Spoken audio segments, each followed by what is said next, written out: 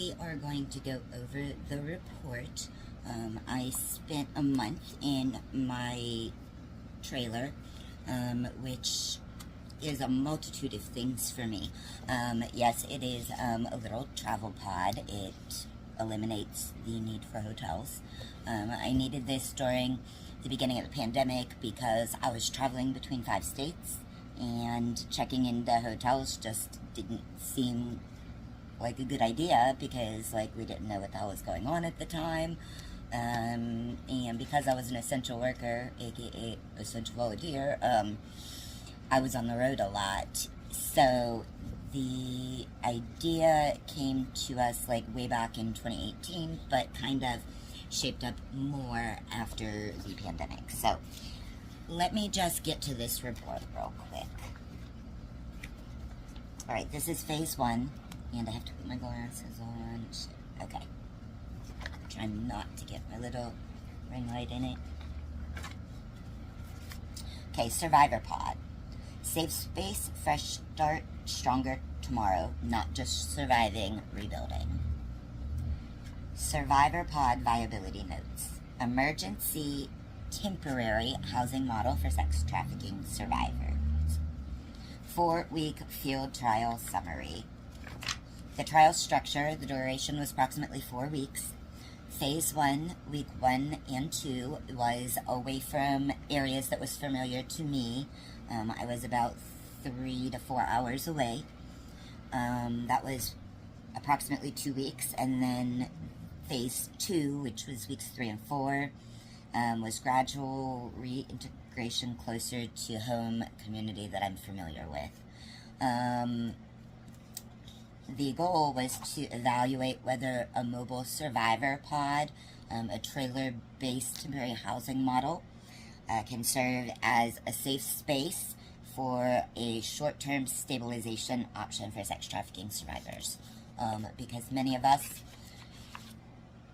at times, whether we have recently got out of our abuse or even years later, we don't feel safe and we feel the need to be on the move.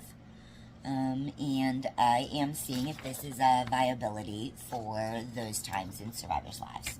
Okay, so the base setup requirements.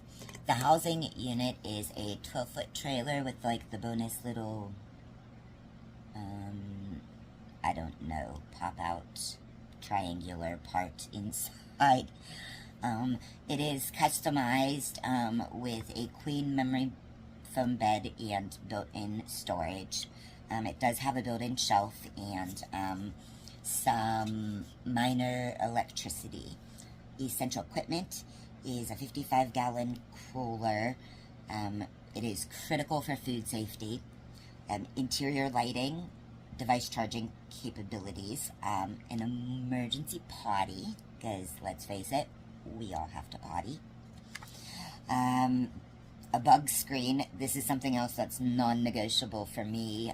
Bugs are just like a get out of my face thing whenever my autism is acting up. An exhaust ventilation fan, 5-gallon water jug and an electric pump for it. A Keurig-style coffee maker for ease and consistency. Clothing and hygiene supplies.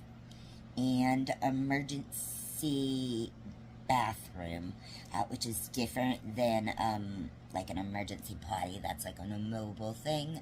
Access to an emergency bathroom, for example, knowing where the closest 24-hour gas station is, and having the ability to get there. That's the difference between an emergency portable toilet and an emergency bathroom. Okay, now that we have the base requirements and setup, let's talk about the most important thing that I found in my 30-ish days trial. Safety and law enforcement interactions. This was the #1 risk, especially when I was alone. Law enforcement approached the trailer twice during sleeping, even in permitted areas. The one time was in the middle of the day. The only reason why he knew somebody was in the trailer is because I sleep with Netflix on. And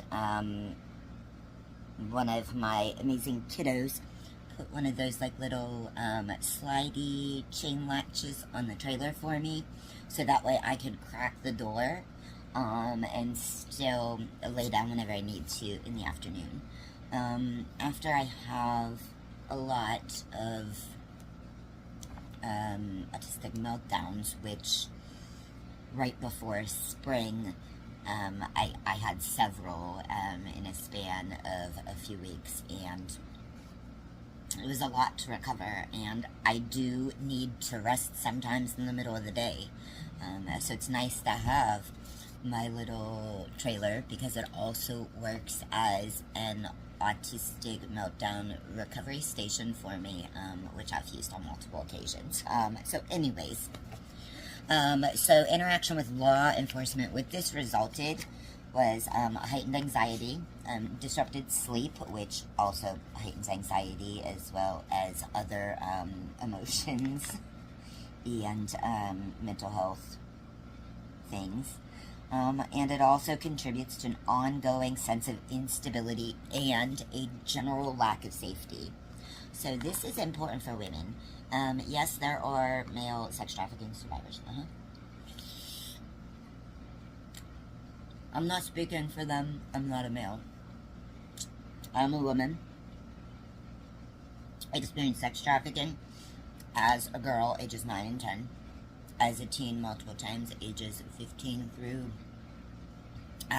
like 19, actually, but technically my 18th birthday as an adult, so, and I have experienced adult sex trafficking, on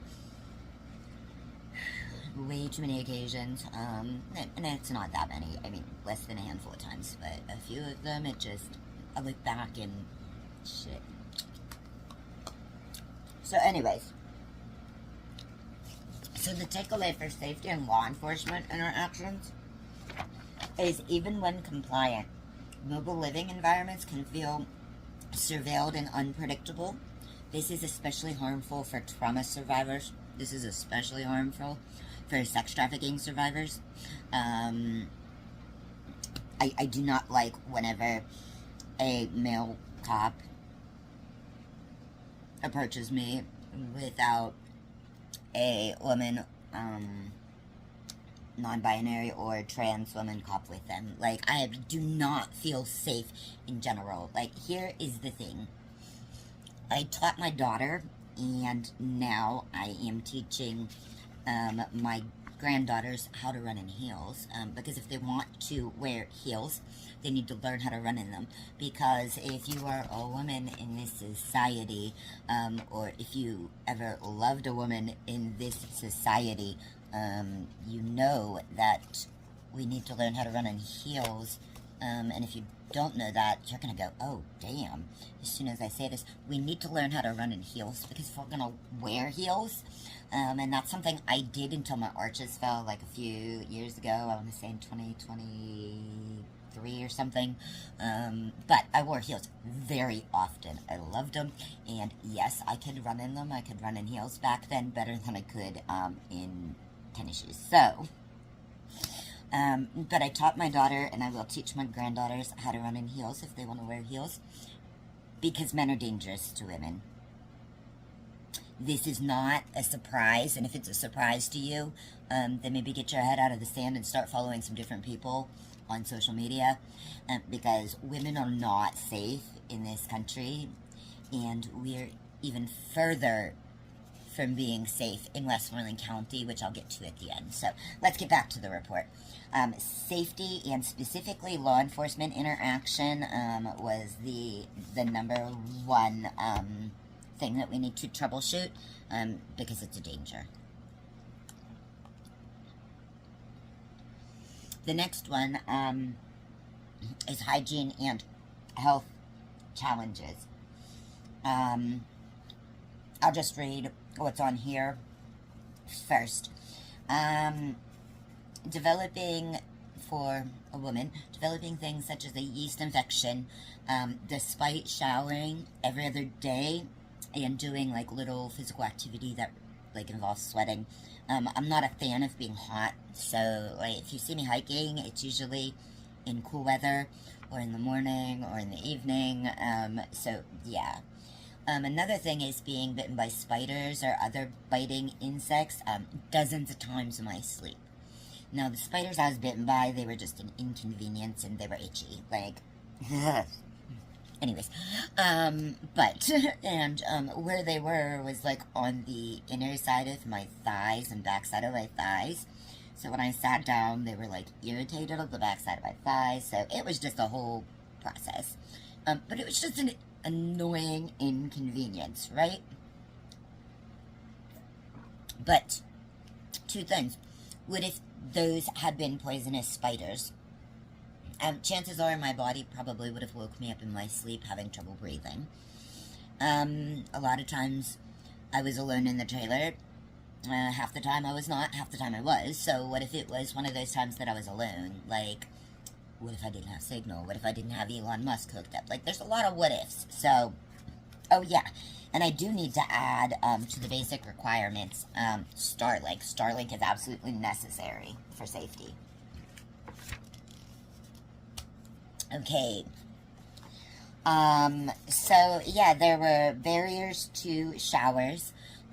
Showers either required travel to the closest Planet Fitness or other gym location that will let you have like a day pass, or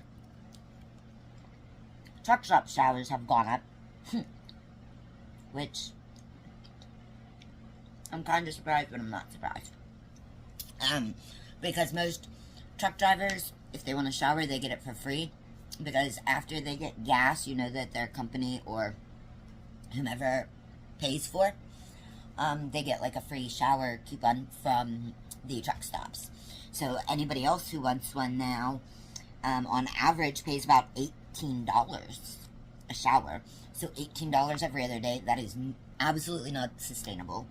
And spending between $5 to $15 every other day to get to Planet Fitness, that's not sustainable either, but that might be an only option. Bug, spider spray, and deterrent are expensive. Another issue with the spider spray is, in addition to that, I highly recommend a high-level DEET product, because I had Lyme disease for nearly 2 years before it was diagnosed, despite having a Lyme test early on in my symptoms. My insurance only covered one of the 2 Lyme tests at the time, so for some reason they only ran one, and it was the one that comes back like the most inaccurate. Make that make sense? So, I mean, I can, but this ain't about healthcare and insurance. But Lyme disease is a bitch. It's bad. I had brain fog in the middle of driving multiple times for outreach. I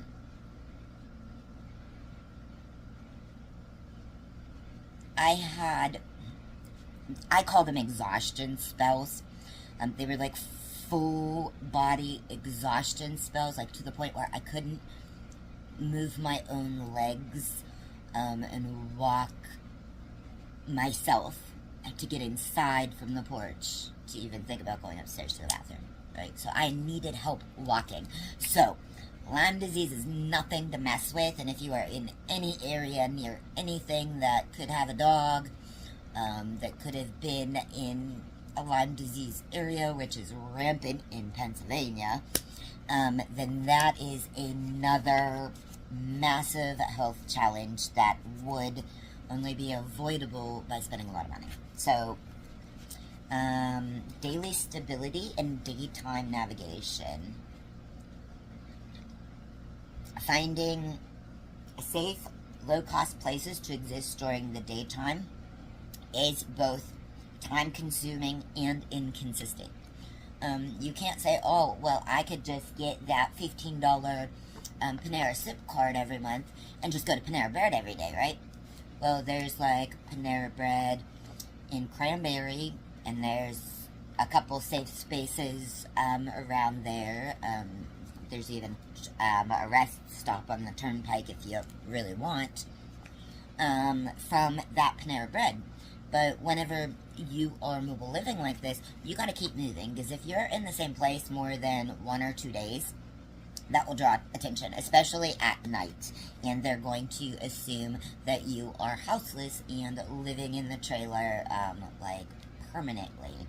And, first of all, it's nobody's business why you're sleeping in a trailer at night if you are, so, fuck them. But anyways, okay, so I did mention the consistent movement is required to avoid attention or being asked to leave, especially by law enforcement. Locations are often not suitable for long-term use and safe, and either free or low cost, or they are not suitable and not safe. Like, there's always some sort of barrier, so you always have to keep moving. There is unpredictability in safety and comfort, with all sorts of things. I had already brought up bugs, and Lyme disease and things like that. There's also unpredictability and discomfort with the weather. It's the middle of May, and the other day it was raining and I was freezing. I was so cold all morning. And this is something that's usually not in the middle of May, right? And the unpredictability in safety and comfort, again, with law enforcement. This law enforcement is going to keep coming up. This is the biggest thing, the biggest risk for sex trafficking survivors who feel like they need to be on the move for a little bit to feel safe. So the takeaway is, where do you go during the day? This is a major gap in the model, which is going to be tested in phase 2, which I haven't started, but while I was trying to do this for phase 1, I got rudely interrupted by a park cop who was telling me I was breaking some ordinance, but we'll get into that another time. That did delay this video being made by 2 days. Okay, temperature and weather limitations. Now, this is where it gets a little tricky by person. Now, this is in general. I have asthma, so if it's too hot, too cold, I cannot exist in those conditions. Not healthy and safe, and people say, oh, well, your asthma acting up for a month doesn't really matter. Well, here's the thing. I smoked for over 25 years, and I'm not asking you to feel bad for my asthma, okay? I started smoking when I was 9, so, I mean, whatever. If you got an opinion on that, you could just keep it to yourself. But I smoked for over 25 years, and I quit. It's been over a decade since I quit. Actually, it'll be 11 years in August, I think. So, I quit, and I quit smoking, and 2 years later, I was hospitalized and diagnosed with adult onset asthma. And the pulmonologist told me, because I had started smoking so young, whenever my body was still, like, growing, you know, I was 9, I was being sex trafficked, I was also being given other drugs. So, I mean, come on now. I was 9 years old. 9. So, anyways, but I have adult onset asthma. So I can't do below 30 degrees safely without risking my asthma going off track. And every time my asthma goes off track, I need to get a steroid pack to get it on track. Plus, not to mention, emergency inhalers are not good for you. They're emergency, right? So the goal is to reduce as many factors as I can in having an asthma attack. So I cannot sleep below 30 degrees with the electricity setup that I have in the trailer and the limited heat that I have. I also cannot sleep above 80 to 85 degrees. Now, why there is a 5-degree range there is specifically because it depends on humidity. Because it's not just the heat alone that gets my asthma messed up. Humidity has a substantial factor in that, for me specifically. Now, each individual survivor will have their own medical needs, their own mental health needs, but these are just some things that actually could kill me, right? So there are energy constraints. Heating overnight to run the very smallest heater, which I think is maybe 1500 watts, which is a super tiny little thing. It doesn't keep it, like, warm, but it keeps it, like, not deadly cold, right? It requires the battery all night long. Running just the little fan that I have in the trailer will run out the battery almost the whole way. And to charge the trailer battery, I need to run the truck. And to run the truck, it costs gas money. And gas money, oh shit. We're not going to go down that road, but let's just say it's close to $5 an hour. Yeah. Close to $5 a gallon. Disgusting. So, heating, the electricity is needed for heating. It's also needed for things like coffee, charging devices, running Starlink for access to internet, because cell phones don't always work everywhere. Food and cooking challenge. Tailgate cooking was effective initially. I did need to do things like it. I will get to that later. It was effective initially. I had the cooler for the food, and I had another person who ate more meat. I don't eat a lot of meat. So a cooler with meat in it for me. If I'm alone, then I don't eat ice as often, but like a lot of people eat meat, even if it's like lunch meat, turkey, or ham, or whatever, you need a cooler with ice often. You need propane, you need a propane stove, you need access to water, all of these things. So, a food system must be redundant and reliable, and single points of failure create immediate instability. So you need a backup cooking source, plus emergency, like, food cards. And I don't mean like food benefits. I mean like an emergency McDonald's card. As much as I hate to say McDonald's, but if you are, like, you get everything set up to cook, and the last thing you do is you actually turn the stove on, because you don't want to be cooking until you're actually there. So you get all your stuff ready, you turn the stove on, and it doesn't turn on. Then you move all the stuff over, and you mess with the stove for an hour, and you still can't get it to work. You're tired, you're hungry, you're probably grumpy. You've probably said a few words that County Commissioner Sean Kurtz doesn't fucking like at the stove or propane tank, or both of them, or maybe the food, or maybe the person next to you, or maybe the tires. Who the hell knows? But you sure as hell are not in the mood to sit there and just eat some cold pepperoni and cheese chunks for dinner, so you get something. So like McDonald's or Subway or somewhere that makes something that you like hot food-wise. I mean, even like a Walmart card could work, because Walmart does have hot food at certain hours of the day. A lot of it's chicken, though, and I'm not a big meat person, really. So, but yeah, that is a necessity. Hydration and nutrition. I had an increased need for hydration despite as much water as I bring in a day, because I was outside. I had more exposure to the elements, so I needed more water. I needed more clean water, and I am not going to go down to the creek and like pump the water and put it through some filter.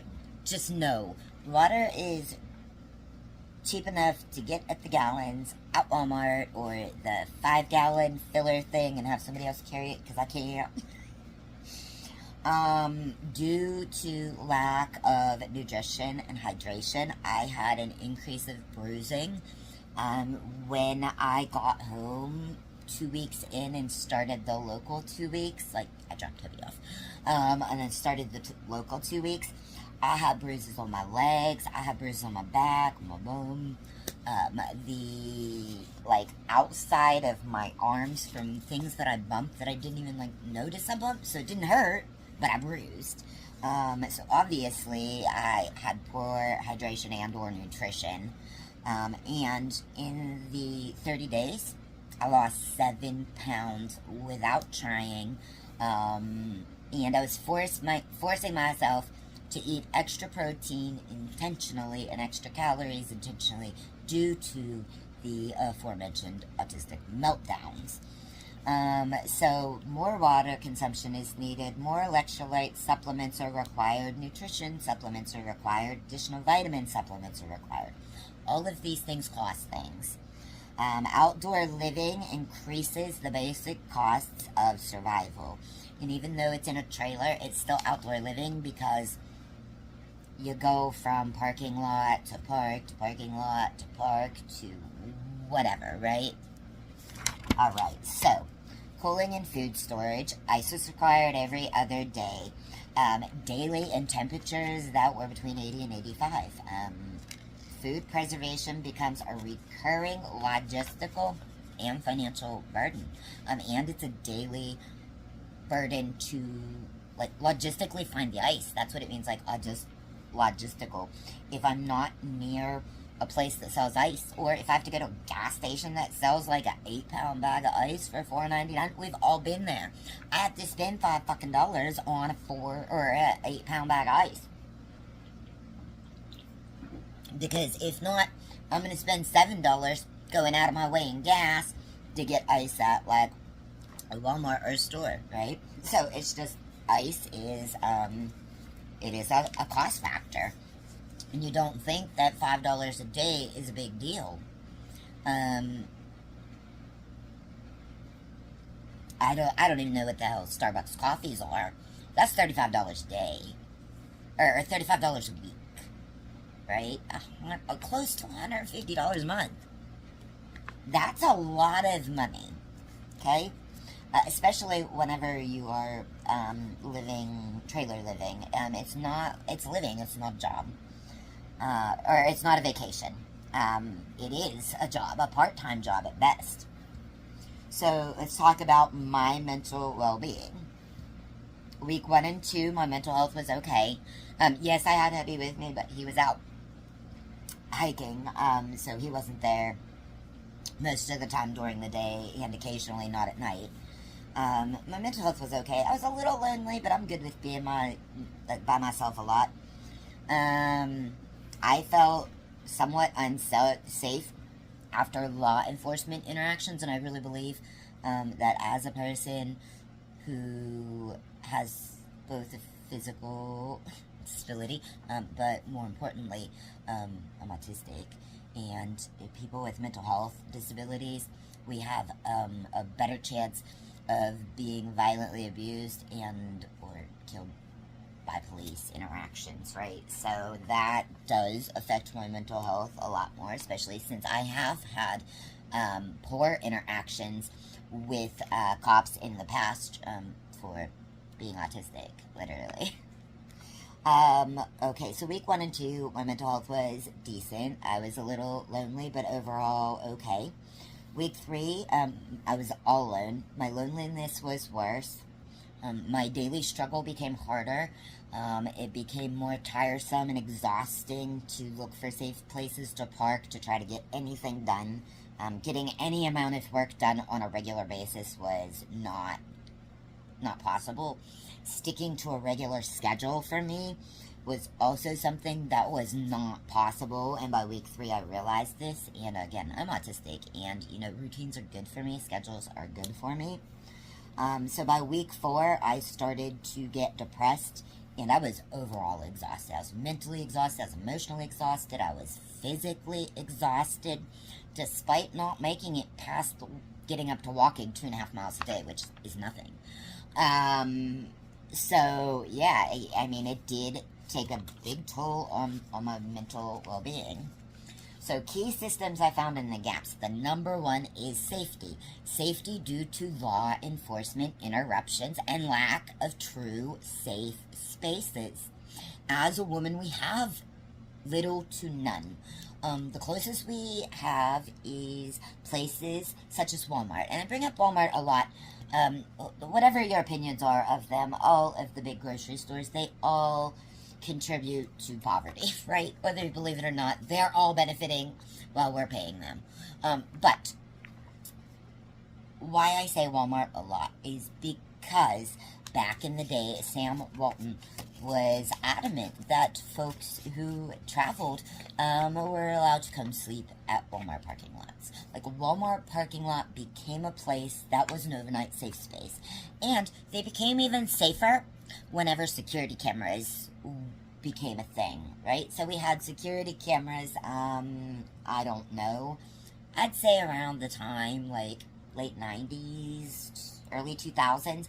I would say maybe Walmart's had security cameras. You'd have to check that. But the security cameras, 24 hours a day, and Walmart being open 24 hours a day, that was a very safe thing for people who traveled.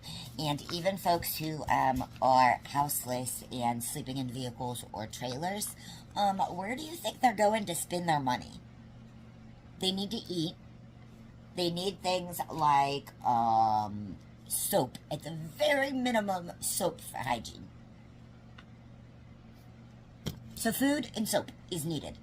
And hopefully toilet paper or paper towels. I'm hoping. Please, people. Baby wipes. Okay? But you think that they're going to, like, the bougie-ass, giant Eagle, Beagle, Weagle, Piggly, whatever, expensive store to spend $7 on something they could get for $5 at Walmart when they could also have a safe space to stay at Walmart, right? So, Walmart doesn't open 24 hours a day now. And I have, not during this test, but I have mentioned earlier that I traveled extensively during the pandemic lockdown.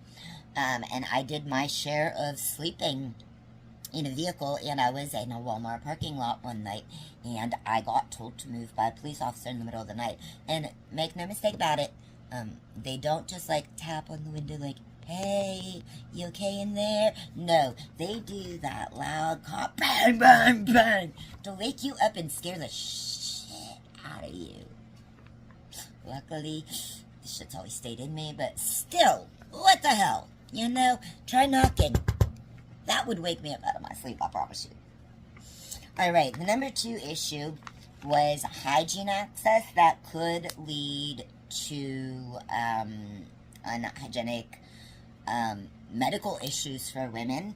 Again, I'm not a guy. I don't know what y'all need.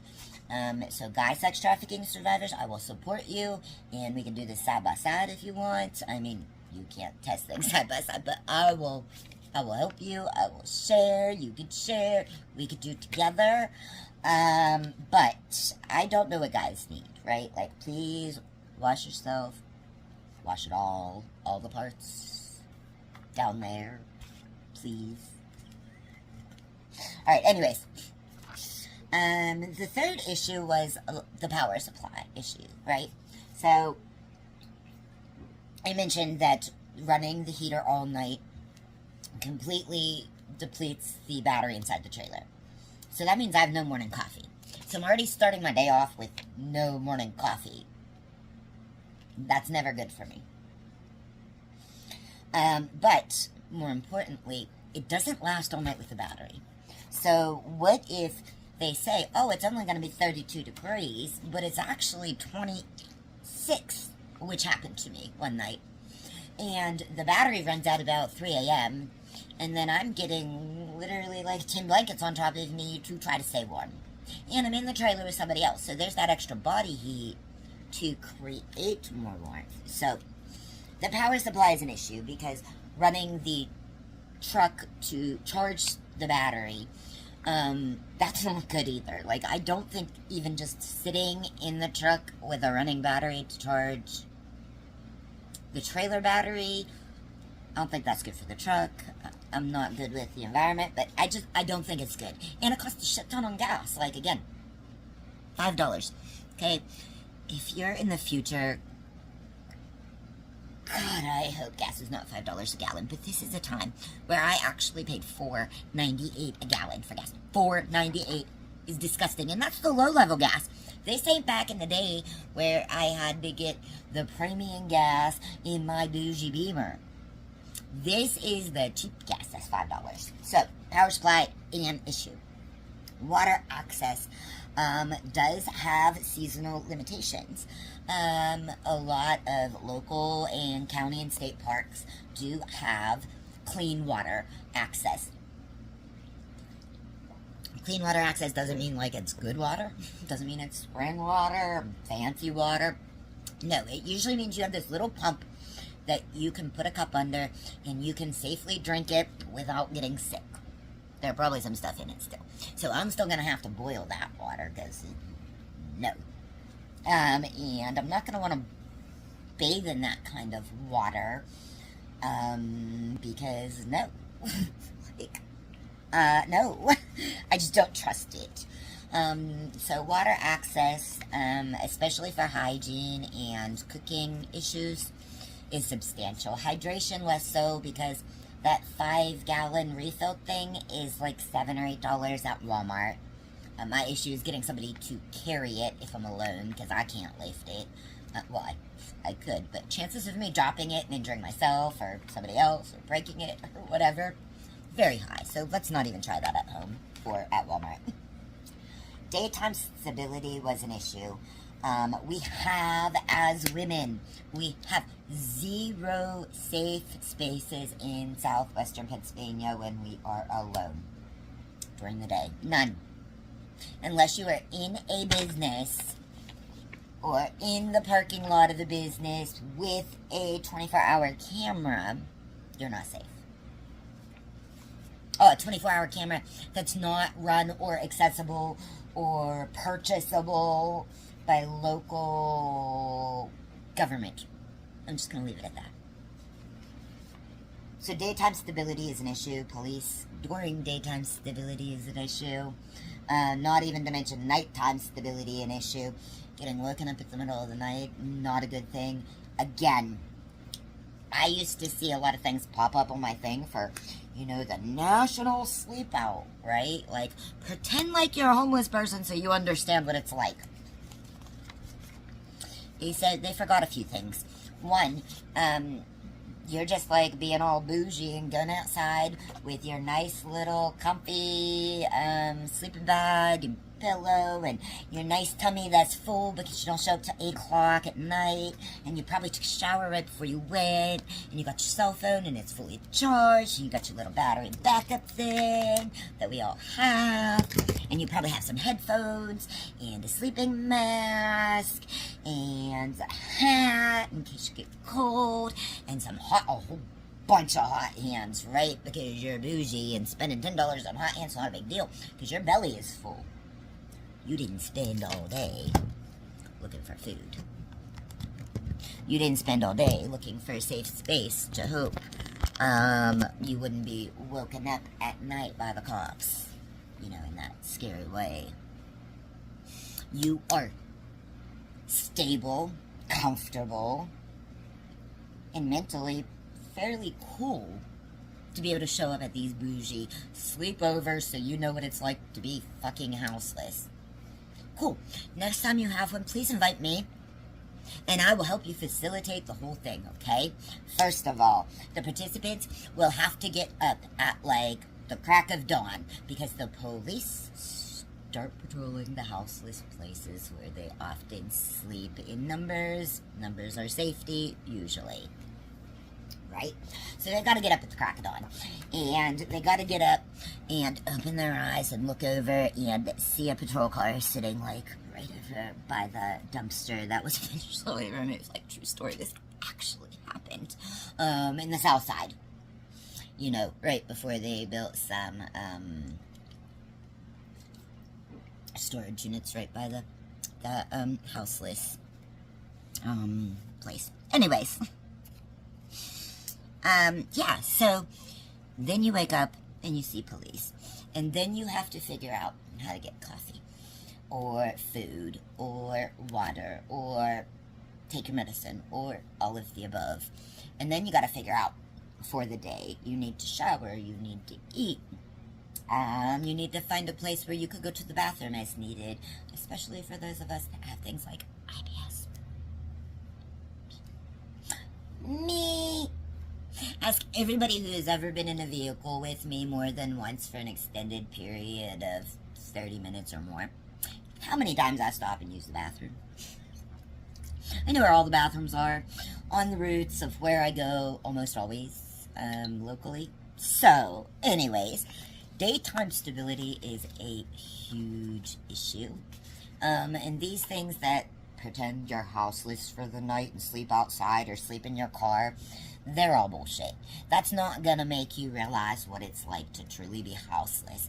And day after day, I have to find a safe space to sleep, find food, find hygiene needs, find health needs, find access to electricity, to charge your devices, all of these things, right? It's real easy to walk in your house and do all of that. You do it in like an hour, hour and a half. But whenever you have to drive like 20 minutes and then realize, oh, wait, the showers are down at that Planet Fitness, well, shit. Now I've got to find somewhere where I could set up a tent and take a shower inside a tent without being harassed by police. Anyways, the next biggest issue I had was weather dependency. We planned on leaving in April because it's like coldish at night, but not too cold usually. It's usually in the 30s to 40s at night in April. Except this year. No, it was in the 20s. It was a nightmare. Just a few nights though, so it wasn't too bad. And during the day, the temperatures did get to a decent enough for me to be comfortable-ish. And the lastly was my mental health. Initial conclusion. We need guaranteed safe places. Period. Women need safe spaces in public spaces. Our county parks should be such. Our local parks, our state parks, our federal parks. By the way, federal parks, if you are handicapped and you have a handicap placard, they'll give you this little free lifetime national park card, right? So they are cool like that with the disabled community, and although I think they need to do that for mental health disabilities.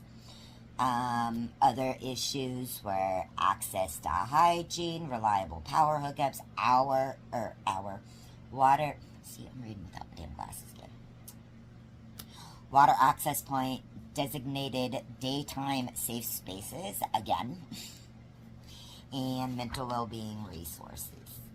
Yeah, and just mental well-being overall. Questions. And these are things that I'm going to look into for phase 2. Can we get the trailer sprayed for mosquitoes, spiders, other bugs? Like, I know they do this whole yard spraying thing. Is there an equivalent for the trailer? And if you're watching this and you're like a bug person, or bug killer person more specifically, please hit me up and let me know. Can we silently partner with community spaces for safe sleep spaces? For example, like, is there like fire halls or certain hospitals that have extra parking overnight? These public spaces that a lot of people feel comfortable in, and a lot of times there's like cameras overnight, right? So what's the big deal? Now with this, they say, well, people will just trash the place. Well, hey, you know what? I started a lot of what I do with truck stop outreach and street outreach, like on the street outreach.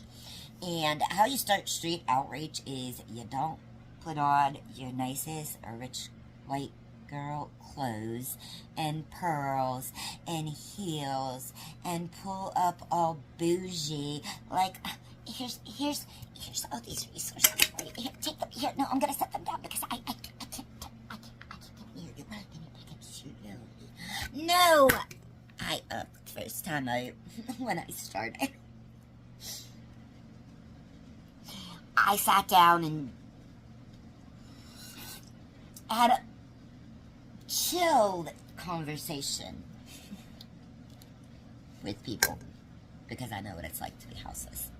The first time I was houseless, I was 12. I was houseless multiple times between 15 to 18 and in multiple survival situations where I was living with man and or men under the age of 18 just to survive, right? I was houseless as an adult multiple times, even having a place. I've been houseless because I am autistic. And when I have meltdowns, I have severe sensory issues and I need to be away from other people.